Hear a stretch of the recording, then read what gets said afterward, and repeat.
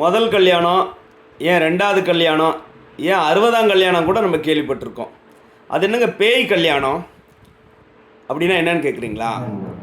அதாங்க கர்நாடக மாநிலத்தில் துளு மொழி பேசக்கூடிய மக்களிடத்தில் வந்து வினோத ஒரு பழக்கம் இருக்குங்க. அதாவது குடும்பத்தில் உள்ள சிறு வயதில் இருக்கக்கூடிய ஆண் குழந்தையோ அல்லது பெண் குழந்தையோ இறந்து போயிட்டாங்கன்னா கொஞ்சம் வருஷம் கழித்து அந்த பிள்ளைகள் உயிரோடு இருந்தால் திருமணம் செஞ்சுருப்பாங்களே அப்படின்னு எண்ணி திருமண வயது வந்த பிறகு அவர்களுக்கு முறைப்படி இறந்து போன அந்த நபர்களுக்கு அவர்களுடைய பெயரில் பெண் பார்த்து அல்லது பெண்ணாக இருந்தால் மாப்பிள்ளை பார்த்து பத்திரிக்கை அடித்து சொந்த பந்தங்களை கூப்பிட்டு மாங்கல்யம் எடுத்து மண்டபம் முடித்து ரொம்ப முறைப்படி அந்த திருமண சடங்கை நடத்தி வழிபடுறாங்கங்க. அதாவது இறந்த பேய்களுக்கு, இறந்த நபர்களுக்கு அந்த திருமணம் செய்து வைக்கிறாங்க. அதான் பேய் திருமணம் என்று அழைக்கப்படுகிறது. அவங்க மொழியில் அதுக்கு பேர் குளோய் திருமணம் அப்படின்னு சொல்கிறாங்க. இது வந்து கர்நாடக